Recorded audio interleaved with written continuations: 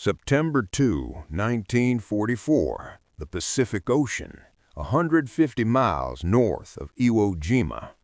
The target was a small volcanic rock called Chichijima. It looked insignificant on a map, a speck of dirt in a massive ocean, but to the U.S. Navy, it was a dagger in their side. Chichijima was a radio island. It housed massive long-range antennas that relayed intelligence to Tokyo. It was the eyes and ears of the empire. The mission was simple: blind the enemy, destroy the radio towers. Flying towards the island was Torpedo Squadron 51, VT-51, from the aircraft carrier USS San Jacinto. These were TBM Avenger bombers, heavy single-engine planes designed to drop torpedoes or 500-pound bombs. The pilot of the lead plane was a lanky 20-year-old lieutenant junior grade. His name was George Herbert Walker Bush. He was the youngest naval aviator in the fleet. He had a rich family back in New England, a bright future, and a girl named Barbara waiting for him. But right now, he was just a kid in a cockpit, flying into a wall of black smoke. The Japanese anti-aircraft fire over Chichijima was legendary. The island was a fortress. As the squadron began their dive, the sky erupted. Thump, thump, thump. Flak shells exploded all around them. The air turbulence was so violent it shook the heavy bombers like toys. Bush focused on the radio tower. He pushed the stick forward. He was in the dead man's dive. At 8,000 feet, disaster struck. A Japanese shell hit Bush's plane. It didn't hit the wing, it hit the engine. Oil sprayed over the windshield. Smoke filled the cockpit. But George Bush didn't pull up. He had orders. With his plane burning, he continued the dive. He held the course until he was right over the target. Bombs away! He released 4 500-pound bombs. They smashed into the radio station, obliterating the buildings. Only then did he think about saving himself. "Hit the silk! Bail out!" Bush yelled to his crewmen, Ted White and John Delaney. Bush turned the plane away from the island, trying to get over open water. He opened the canopy and climbed out onto the wing. The wind was tearing at him at 200 miles per hour. He pulled the ripcord too early. His head struck the tail of the plane, tearing his scalp open. He tumbled through the air, bleeding, watching his burning plane spiral into the ocean. His parachute opened. He floated down toward the water. He looked around for his crewmen's chutes. He saw nothing. White and Delaney never made it out. They went down with the plane. Bush was alone. Bush hit the water. He inflated his small yellow life raft. He was alive, but he was in the kill zone. Chichijima was only a few miles away. Japanese patrol boats were already launching from the harbor. They wanted the pilot. Capture meant information. Information meant torture. But the U.S. Navy takes care of its own. High above, other American pilots saw Bush in the water. They strafed the Japanese boats, forming a protective ring of fire around their downed brother. And then a shape broke the surface of the water. It wasn't a shark. It was a hull. The submarine USS Finback. It surfaced right next to Bush's raft. Sailors ran onto the deck with video cameras. This is a real historical fact. The rescue was filmed. "Welcome aboard, sir," the sailor shouted, pulling the exhausted, bleeding future president out of the water. George Bush was safe. He would go home. He would become the 41st president of the United States. But he was the lucky one. On that same day, 8 other American pilots were shot down over Chichijima. They didn't find a submarine. The others. While Bush was drinking coffee on the sub, the nightmare was beginning for the others. Marlowe, Warren, High, Hall. These are the real names of the pilots. They bailed out too close to the island. Some landed in the water and were picked up by Japanese fishing boats. Others landed in the jungle. They were beaten. They were stripped of their flight suits and boots. Their hands were tied behind their backs with wire. They were dragged through the streets of the village. The civilians threw stones at them. They were taken to the Japanese Army headquarters, a series of caves and bunkers dug into the volcanic rock. They were thrown into a cell carved out of stone. It was dark, damp, and smelled of death. They thought they were prisoners of war. They thought they would be interrogated, maybe sent to a camp in Japan. They knew the Geneva Convention protected them. But they were wrong. On Chichijima, the Geneva Convention didn't exist. The island was commanded by General Yoshio Tachibana. He was a hard man, an alcoholic, a sadist. He hated Americans with a burning passion. As the prisoners sat in the dark, Tachibana was hosting a dinner party for his senior officers. They were drinking sake. They were angry about the bombing. The supply lines from Japan had been cut. The garrison was low on food. There was rice, but there was no meat. General Tachibana looked at his officers. He looked at the report of the captured Americans. His eyes narrowed. A dark primal thought crossed his mind, an ancient taboo. "The Americans bombed us," Tachibana said, his voice slurring from the alcohol. "They tried to kill us. Now we will take their strengths." He turned to his surgeon, Dr. Taraki. "Doctor," Tachibana smiled, "I'm hungry. Prepare a special meal, the freshest meat you can find." October 1944. The first prisoner selected was radio operator Floyd Hall. Guards dragged him out of the cave. He was blinded by the tropical sun. He was emaciated, dehydrated, and terrified. They marched him to a freshly dug crater near the general's headquarters.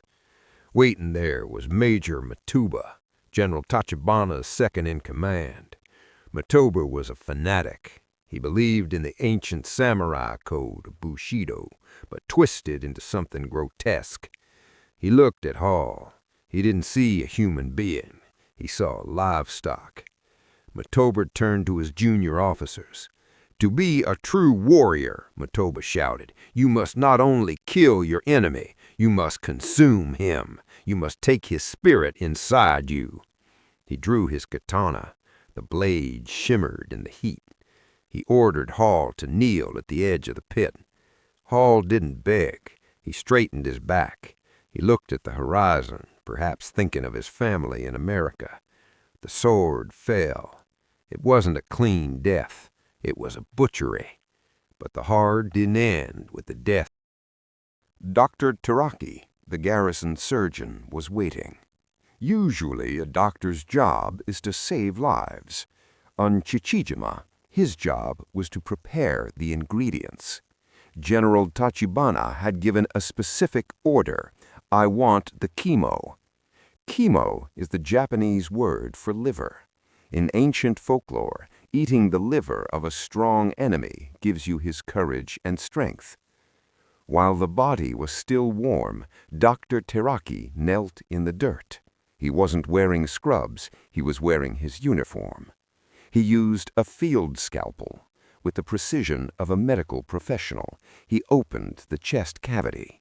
He removed a liver. He removed strips of flesh from the thighs. It was a scene from a nightmare, medical science used for culinary savagery. He placed the organs on a wooden tray and handed them to the admiral's cook. "Prepare it with soy sauce and vegetables," the doctor ordered. "The general is waiting." That night, the officers gathered in the mess hall. The table was set with fine china and sake cups. The atmosphere was festive. They were celebrating a victory. The cook brought out the dish, small cooked pieces of meat glazed in soy sauce. General Tachibana took the first piece. He chewed it slowly. He nodded. "Good," he said. "This is the taste of America." He passed the dish to his subordinates. Some of them hesitated. They knew what this was. This was a taboo in almost every culture on earth. But to refuse the general was treason. To refuse was to show weakness. So they ate. They ate the flesh of the men they had tortured. They drank sake and toasted the emperor. They believed they were becoming stronger. In reality, they were losing the last shreds of their humanity. They were becoming monsters in humans. If this had happened once, it would be a tragedy. But it happened again and again. 8 airmen were captured. 4 were eaten. Marlowe, Warren, High. They were pulled from their cells one by one. The remaining prisoners in the cave could hear the footsteps. They could hear the sword strikes. And later, they could smell the cooking fires. They knew. Imagine sitting in the dark, waiting for your turn to be the main course. One pilot, Warren Earl Vaughn, tried to escape. He broke his bonds and ran into the jungle. He evaded the Japanese for days. He hid in the rocks, drinking rainwater. But the island was too small. They hunted him down with dogs. When they brought him back, General Tachibana was furious. "He caused us trouble," Tachibana said. "Make sure he suffers before the meal." They beat him until he couldn't stand. Then they executed him on the beach. His body was disposed of in the usual way. By February 1945, when the U.S. Marines landed on nearby, the war ended in August 1945. American investigators arrived on Chichijima to look for the missing pilots. General Tachibana greeted them with a bow. He was polite. He was clean. "Where are the Americans?" the investigators asked. Alas, Tachibana lied smoothly. "They were killed in an American bombing raid. Very tragic. We buried them with honors." He showed them fake graves. He had forged death certificates. He had ordered his men to swear secrecy on their lives. For a moment, it seemed the perfect crime. There were no bodies to autopsy, no witnesses. Only a few junior soldiers who'd been forced to dig the pits knew the truth.